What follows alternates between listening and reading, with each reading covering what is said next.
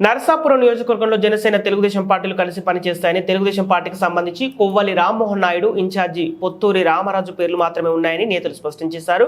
బుధవారం పార్టీ కార్యాలయంలో జరిగిన ప్రెస్ మీట్లో నాయుడు, రామరాజు కీలక అంశాలపై స్పందించారు. మీడియాలో జరుగుతున్న ప్రచారాన్ని ఖండిస్తూ పార్టీ హైకమాండ్ ఎట్టి పరిస్థితులలో మాధవరి నాయుడికి తెలుగుదేశం పార్టీ తరపున టికెట్ ఇచ్చే ఆలోచన లేదని కరాఖండిగా చెప్పారు. జనసేన పార్టీ తెలుగుదేశం పార్టీలో తామిద్దరం మాత్రమే ప్రస్తుతం దృష్టిలో ఉన్నామని, 2021 నుండి పార్టీకి కష్టపడి పనిచేసిన వ్యక్తులకు పార్టీ టికెట్ వస్తుంది తప్ప మరొకరికి అవకాశం లేదని చెప్పారు.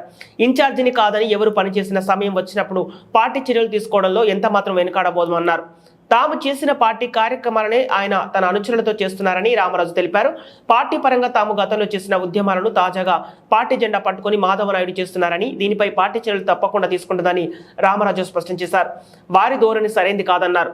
పార్టీ కష్టకాలంలో ఉన్నప్పుడు పనిచేసిన వారిని కాదని, తనకు సంబంధం లేదని పార్టీని వదిలిన వ్యక్తికి టికెట్ ఇచ్చే పరిస్థితి అంత మాత్రం లేదన్నారు. చంద్రబాబుపై పెట్టిన కేసు విషయంలో ముఖ్యమంత్రి అతిగా వెళుతూ ప్రజాధనాన్ని కోర్టు పేరుతో దుర్వినియోగం చేస్తున్నారని, నిధులు లేని రాష్ట్రంలో కక్షలు కార్పణ్యాలకు అధికార దాహానికి జగన్మోహన్ రెడ్డి కోట్ల రూపాయలను దుర్వినియోగం చేస్తున్నారని విమర్శించారు. రామ్మోహన్ నాయుడు మాట్లాడుతూ ఏ కోణంలోనూ మా ఇద్దరికి తప్ప మూడో పేరు పార్టీ దృష్టిలో లేదన్నారు.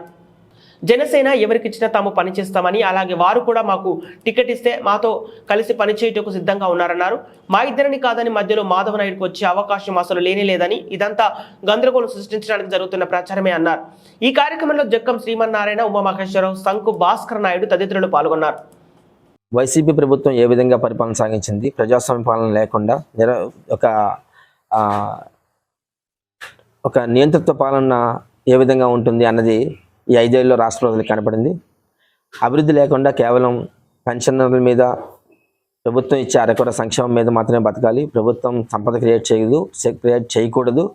ఇక్కడ ప్రజలందరూ కూడా ఇలాగే బలహీన వర్గాలుగానే ఉండిపోవాలన్నట్టుగా ప్రభుత్వ పాలన ఉంది తప్ప, సంపద క్రియేట్ చేసి ప్రజల్ని సుసంపన్నం చేసే విధంగా ప్రభుత్వం 5 ఏళ్ళలో ఒక్క ఆలోచన కూడా చేయలేదు. అలాగే ఈ నరసాపురం ఏ విధంగా ఈ 5 ఏళ్ళు అభివృద్ధి కోల్పోయింది, జిల్లా పోవడం వల్ల ఎంత నష్టం జరిగింది, జిల్లా కేంద్రం రాకపోవడం వల్ల, అలాగే మెడికల్ కాలేజ్ అని ఆశలు కల్పించి అది లేకుండా చేసి, హార్బర్ ఇస్తానని ప్రామిస్ చేసి తెలుగుదేశం పార్టీ శంకుస్థాపన చేసిన తర్వాత దాన్ని ఏ విధంగా నిర్లక్ష్యం చేయడం జరిగింది. దానికి ఫైనాన్షియల్గా ఎటువంటి అసిస్టెన్స్ తీసుకురాలేకపోవడం, అసమర్థ ప్రభుత్వం, అసమర్థ ఎమ్మెల్యే. అధిష్టానం ప్రతి చిన్న విషయాన్ని ఖండించే అంత ఖాళీ అధిష్టానం లేదండి. మీరు ఏ పేపర్లో రాయించిన దాన్ని, ఏ పత్రికలో వచ్చిన వార్త ప్రతిదానికి ఖండిస్తా కూర్చుంటే 24 గంటలు కూడా సరిపోదండి. అందుకనే మేము ఇవాళ మీటింగ్ పెట్టి జరగడం జరిగింది. పార్టీ అధిష్టానం వర్గం కోరిక మేరకు 2021 నుంచి రామరాజు గారు ఇన్ఛార్జ్ అయిన తర్వాత తెలుగుదేశం పార్టీ నాకు రామరాజు గారికి బాధ్యత అప్పచెప్పి మీ ఇద్దరిలో ఒకరిని క్యాండిడేట్ కింద పెడతామని చెప్పింది. సో అందుకని పార్టీ కార్యకర్తలు అందరూ కూడా ఒకటే చూడండి, ఇక పార్టీకి ఎవరు పనిచేశారు అనేది పార్టీ అధిష్టానం కానీ క్లియర్గా తెలుసు. అందుకని కొంతమంది మీడియాలో వచ్చిన వార్తలు నమ్మి, అయితే మీడియాలో వచ్చే విధంగా ఏర్పాటు చేసుకున్న వార్తలు నమ్మి, లేకపోతుంటే ఇక్కడ కొంతమంది చేసే విష ప్రచారాన్ని నమ్మి ఏ విధంగానే మోసపోవద్దు. ఇక తెలుగుదేశం పార్టీ ఇక్కడ ఎవరు పనిచేస్తున్నారు, ఏం పనిచేస్తారు అన్నది చంద్రబాబు నాయుడు గారికి క్లియర్ కట్గా ఐడియా ఉంది. ఎటువంటి పొరపాటు నిర్ణయం కూడా పార్టీ చేయదు. పార్టీ ప్రజలు మెచ్చే నిర్ణయం, కార్యకర్తలు మెచ్చే నిర్ణయం తీసుకుంటుంది. ప్రజాక్షేత్రంలో ఎవరున్నారు, పార్టీకి కష్టకాలంలో ఎవరున్నారు, పార్టీకి అండగా ఎవరున్నారు అన్నది మా జాతీయ అధ్యక్షులు చంద్రబాబు నాయుడు గారికి, జాతీయ ప్రధాన కార్యదర్శి లోకేష్ బాబు గారికి, రాష్ట్ర అధ్యక్షులు అచ్చెన్నాయుడు గారికి ఒక మంచి నిర్ణయం తీసుకుని ఇక్కడ ఒక మంచి వ్యక్తికి పార్టీ బాధ్యతలు అప్పచెప్పి రేపు శాసనసభ్యుడిగా ఎన్నుకునే విధంగా పార్టీ ఆలోచన ఉంటుందని, కార్యకర్తలు అందరూ కూడా అధైర్యపడకుండా చాలా జాగ్రత్తగా, చాలా పటిష్టంగా పనిచేసి రేపు వచ్చే 5 ఏళ్ళలో ప్రభుత్వం ద్వారా జరిగే అభివృద్ధిలో తెలుగుదేశం పార్టీ కార్యకర్తలు, జనసేన పార్టీ కార్యకర్తలు పాల్గొవాలి. వాళ్ళందరూ కూడా అభివృద్ధి ఫలాలు అనుభవించాలి.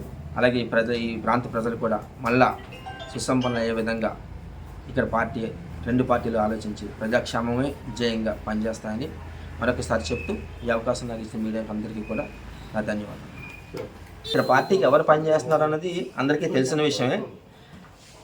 3 సంవత్సరాలుగా పార్టీలో, 3 సంవత్సరాలు కాదండి, 5 సంవత్సరాలుగా పార్టీలో ఏ విధంగానూ యాక్టివేట్ అవ్వని పర్సన్స్కి ఒక కొత్త వ్యక్తికి మీరు ఛాన్స్ ఇవ్వమని అడగటం వేరు. 5 ఏళ్ళు ఎమ్మెల్యే చేసిన తర్వాత పార్టీని జెండా పట్టుకుంటే కేసులు పెడతారని వదిలేస్తానని చెప్పిన వ్యక్తికి పార్టీ నాయకత్వం ఇస్తుందని అనుకోవడం వేరు. పార్టీ ఆ విధంగా ఆలోచన ఏమి చేయట్లేదండి. పార్టీ క్లియర్ కట్గా తెలుసు ఎవరికి ఇవ్వాలన్నది. పార్టీకి ఒక ఇన్ఛార్జ్ ఉన్నారు, పార్టీకి ఇన్ఛార్జికి తోడుగా నేనున్నాను. మా ఇద్దరిలో తప్ప వేరే మూడో వ్యక్తికి వస్తుందనేసి ఇక్కడ ఎవ్వరు కూడా అపోహపడద్దు. అది జరగని